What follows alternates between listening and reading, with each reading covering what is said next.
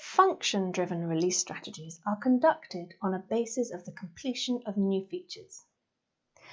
Rather than setting up a steady release schedule, deliverables are sent out to customers when they reach a certain level of functionality.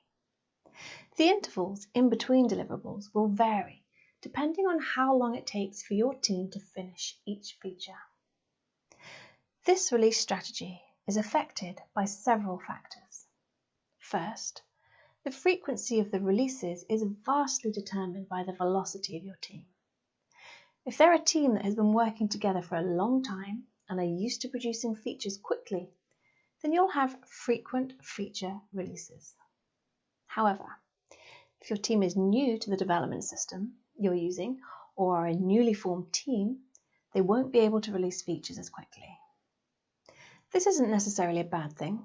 As your team learns how to work more efficiently, the frequency of the updates will increase. The frequency of releases will also depend on the size and complexity of the individual features within the product.